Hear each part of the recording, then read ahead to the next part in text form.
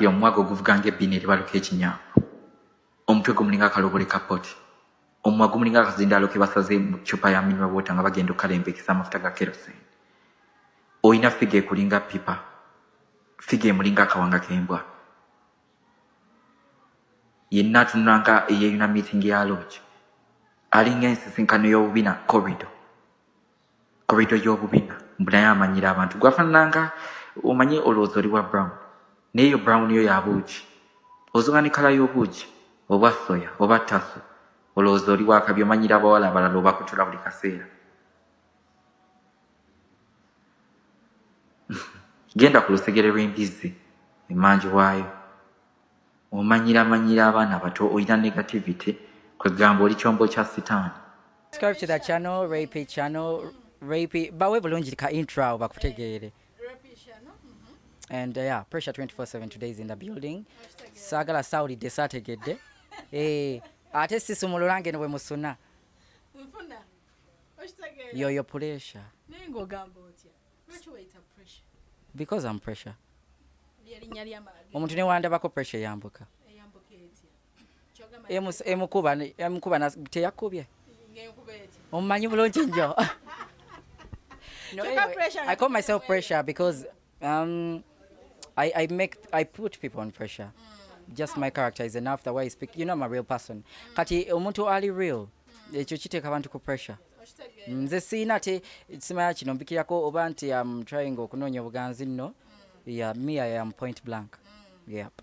Erinnya walirowoozaako otya ku lwekyo kyogenda okukola ekyokuvuma ensi oba kyajja buzino gamaze pressure? Nze ndowooza kati ffe nga wano mu Uganda oba mu culture yaffe amazima abantu ge bayita okuvuma kuba ngamba ofaanana kino nga ddala okifaanana gaba mazima amazima kati era amazima abantu bagamba ekyo kivumo naye si kuvuma nze sivuma simanyi kuvuma amanya gamatu musana wala amanya gagamutufu nze musana Ibrahim musana bidira nze ndi mulangira oli mulangira seddira abalangira tebeddira special mulangira mumama oli mwakumeka bwe mugalanda ku bye weekola wabula sijjukira tojjukira tuli bangi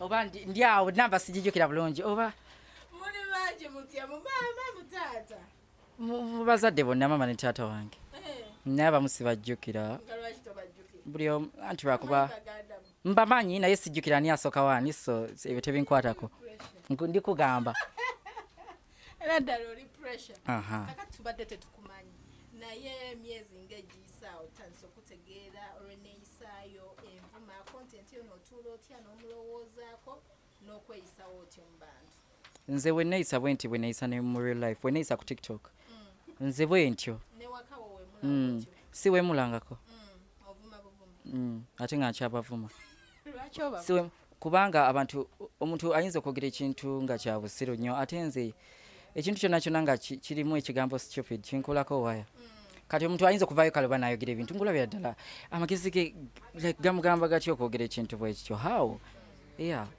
totya kukuba kuba abavuma babakuba nina kye neesize weesize eki sisaaki kugamba mulabewo amanya kye weesize ayitiramu ekyo n'asooka akinafuya era nze kati omuntu yenna ayina ntambula mu street ntambula freely omuntu yenna ayina alina epankirapankirako mbu pressure tuzze tutambula n'ogaa naye ozi we bankoonerako wano g'omanyi ki nti siina bangoberedde omanyi ki nti siina bangoberedde oza nze sobola okutambula nga siina security I hate dark places alina ekirala feesi yange eno kati security yange weekutuukirako nga feesi yange eno bagikose naawe okuvuma omanyi sawa yonna nedda by the way no I am cause wano wansi w'enjuba sitya nakufa I have nothing to lose. Era ngambye nnyo abantu time and again. Otyanga nnyo omuntu atalina kyakufiirwa nze kati ne bwe nfa kati. Mwete mufe? Mbuuza mwete mufe. Era ekirabo ffenna ffenna ekisembayo kuba kufa. We are going through this life just to die. So kati awo oline ate nze omuntu alina epankirako mbu simanya kuba bangi bagezezaako. By the way, naye bonna banyumizaako n'abalala kyovola tebantantala. When I twaze one in where twaze, oyinza kuba nga tiwanda wena security. I have the tightest security in town and everybody bonna abangezezaako confronting they know. Yeah. Lwaki weemulanga abakazi? Nakulira mbawala okikakasa abakazi beemola batya soka omudage. Nga weeweekoza. Because I grew up in 9 girls.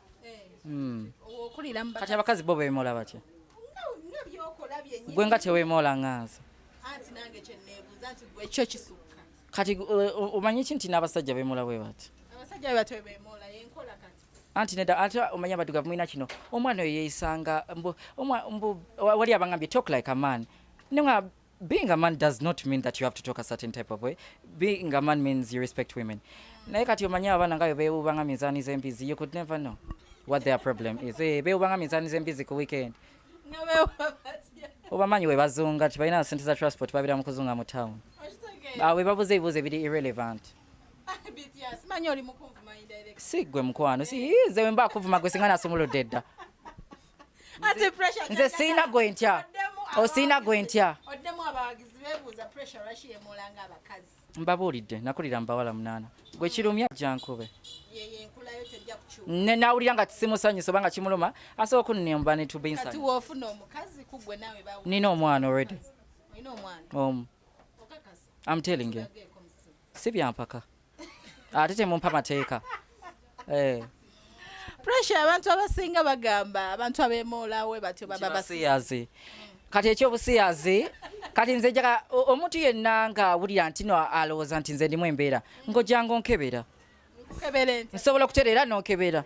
Tukebere? Kunamirawo n'okebera. Naye singa kakutanda n'okebera nga n'otasangayo kintu kyonna nti mwekozesa zi research. Oyinza okumentegera. Oyinza okumbulira ekikebezaayo ng'omanyi tewali kikyo. Mwekebeza ebitaliko program. Ate nze by the way nze kati ekintu omuntu wanvu mu busiyazi nakimanyiira because since I have a hormonal imbalance people say oli musiyazi but they use that to bring down my confidence. Nze ndi musajja nnyo nsinga n'abasajja abalina base because no kurana nsobola. I'm very no mukakasa mutya because I have the confidence that men don't have. Waliwo ansinga okuba nga ndi confident. Kati imagine singa ddala sali mu kano nandibadde nga ndiwa nisinga ne mu government natuuka nga nze abafuga. Maama wo kimutwala wawulira ati? My mother is a modern woman. Sibe bano ate naife tuli ba mkyalo tuli bana masaka nedda. My mother is a modern woman. She's wakes up in the morning, go to the office. She's classy. Tajja kudda watangambe abantu bakogerako bagamba fe biwaffe tebikola. Tuli babanda. Nze mama wange osobola omutwalira olugambo olunkwatako nagagenda twalize eri nako weŋŋamba. Kasasiro. No, fe waffe tulina eŋŋombe egamba let people live their lives. We only live once. Kati olaba bw'otuuka okufa n'otunula emabega naye kale obulamu bwange bwonna nabulivinga mu control mbu society ate mwayigako society yaani. Abantu bakogerako bagamba bantu ki mention their names. Nze njagala omuntu nangamba abantu bakogerako bagamba nombulira n'erinnya bas n'ensituka ngenda naawe abyogedde mwena nendeka nga mbavumi. Saagala ŋŋambo za kisiru zitakwatagana.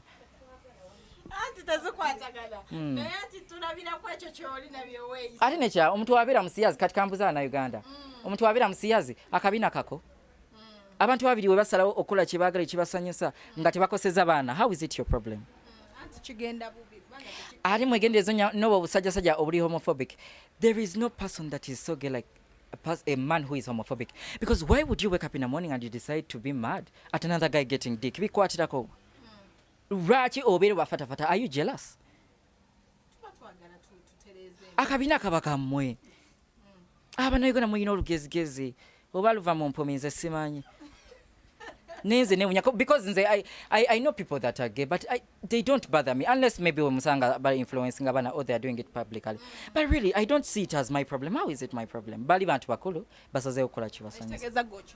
Sikiwagira ate sikigana buli omu alina obuyinza okola kyagala kasita nga takoseza abaana bato. We have to protect the children. It's our role as abantu abakulu. We are custodians of the children. No abantu bakulu tebasa kwekisingira mu public nga abaana bali awo. It would be wrong. Neyegomba pressure engeri gyakolamu n'omwana gwenzadde enca sokoddeko emabega bani abakisusiza abaana bamwe kati mbuwa masimu mufuga abaana bamwe .com anti bwe mutyo mutaliko okuwoganira abantu owoza .com omwana muwadde esimu you expect anything okujja ku for you page ate nekirala TikTok kati erese omwana kati osobola omuteramu that function of 18 and over naaba nga talaba ebintu naye nze mbabulira omuntu waaba wakoononeka ne bw'okola otya. By the way, that thing ne bw'okola otya omuntu ayonooneka. Kikyojjukira mu ssomero kye basinganga okubbulinga ennyongo. Nze tebambulinga kuba nali wa mutawaana. Oli wa mutawaana. Nnyo nga bw'ekyo as small as I am, Mukama oba yantonda nti omuntu tasobola kunnyigiriza. Mufuukira ekizibu. Yeah. No, just even my character is very threatening. Kati nze sitya kufuluma wali nentandika lutalo. I cannot. Omuntu mbwanvume ngaali waliri wabweru muze ngambe mbo ali munaye nkola mpisa nze sinoonya bufumbo, sinoonya love, sinoonya buganzi. Abanjagala banjagala nga bwenti. Nze nzija n'empisa zange embi. Ate abansabire sala embi muli balwadde. Musabye okumala omwaka mulamba nga sinafuna bizibu. Mweyongere kuyenga omudagala. Bayenga eddagala lyabasala. Lyabasala bakubire omusawo bamugaye bikyaganye. Osuubira okuwasa. Obufumbo bulimu ki? Mbadde mmanyi masanyu. Sirina gasiwukira mu bufumbo. Ate otya? Obufumbo mubeeranga abali mu debate. Ovaawa. Ate wabadde okola ki? Ani akubira? Nedda. Nze tebansoyasoya bibuuzo. Tosuubira kuwasa. Nazaala dde okuwasa kati noonyamu ki? Edda nga bagamba ekitiibwa kiri mu bufumbo. Ennaku zino okweswaza kuli mu bufumbo naddala nga mwawukana. Oli akulangira n'akawaliko ke wajjiramu ng'ojja mu bufumbo. Kati gwe essanyu onaaliraba. Ndiina essanyu ndabika nga tali musanyufu. Essanyu ate liri mu money pass. Mu kasawo ka ssente. Tompulira. Kitegeeza gwe toli. Abafumbo mbatumira, njakkanya batumira. Nakubawolereza nga mawukana. Ate abafumbo baagala okuyingiza ffe basinga omusonga zaabwe.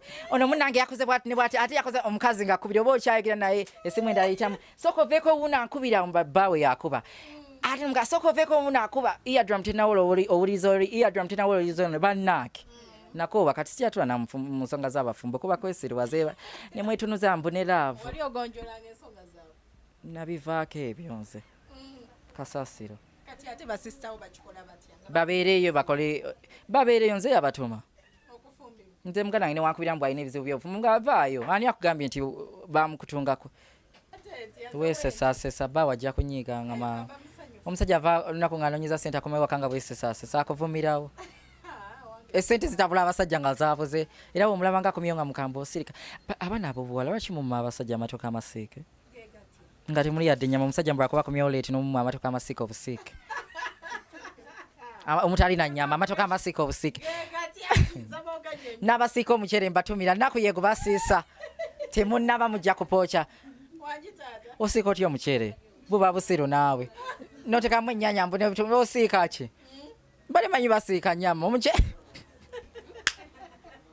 Mbatumira abasiika omuceere kambasabire mutereere kambasabire. Buli omu. Nze ndi mukwano gw'Abannayuganda buli anjagala mwagala atanjagala sikwagalira ddala.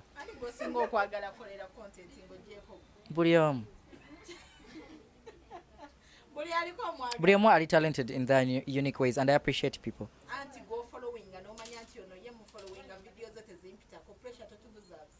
I'm following up pressure. Omwana we pressure mwagala nnyo. He's very talented. Anti pressure tomumanyi 24/7. Oyo guy wakabi yasinga. Mwagala nga bwe neeyagala content we mwagala. Mickey seems too funny. He's talented. I appreciate him. Ate naye tayagala nonsense nga nze ne Jose. They're very talented. Ate si bawoganye. They are talented. Many people. Waliyo lwakuba ati siina gwe ntya. Tokiddanga namu nti nze ntya. Siina gwe ntya. Kino kiddamu. Nze simuyina olaba ne Jali oli omukazi yali ampoganirwa mu America. N'erinnya lye simayina bwe ndijjukidde. Neesuubiza nti siriryogera. Gwanze agala okunzijemize. Njagala kubasibula nga mbagamba nti mubeere nga bwe mwagala. Let people be themselves. N'ekirala kekana kaseera katuufu gwe guno omwaka omutuufu for everybody to mind their own business. Muve ku bantu. Muleke okwasa. Ate bw'obanga omuntu tomuliisa, tomusuza, tatambulira ku biruyo, tokkirizibwa kumwasamira. Byebyo bigambo byange. Agala okunnumba onsanga mu geeti ndi mwana wa mu geeti. Okonkona n'enzigulawo n'oyingira ne tubinsanya. Embwa bw'asanga sizitadde. Ekipangisa ate si ye geeti. Ate waliyo buno obusaakaate. Akasaakaate okamanyi. Obufensi obukomaano mu mbirizi. Kyogamba gw'osulawo. Mu geeti nga fensi up. Tebanningizaako mu kakomera. Gy'oli. Saagala weyo kafankunali ate nga kuliko ne barbed wire. I'm very important to this country. Sisobola kutuusibwako bulabe. because no one day I have to be your president. Nja kukola buli kisoboka. Ati mwami mpagira nnyo gavumenti eriko ni mwami Yoweri Kaguta Museveni mwagala n'obulamu bwange. Sirwanisa gavumenti eriko sirigirwanisa. Niyo ndi banjogedde ki temunnonanga. Tebannonanga nze sibalwanisa mwami Yoweri Kaguta Museveni mwagala nnyo. Gavumenti eno ngiwagira nnyo. Nnyo n'obulamu bwange era nze ajogerako nnyinza okufa naye. Tensasula. Ondaba ndi mukulembeze wannondako nonteka mu parliament ondabangayo. Musasuza sente naye we bange yagala okumpa ku sente sizigaana. Nsome mobile money.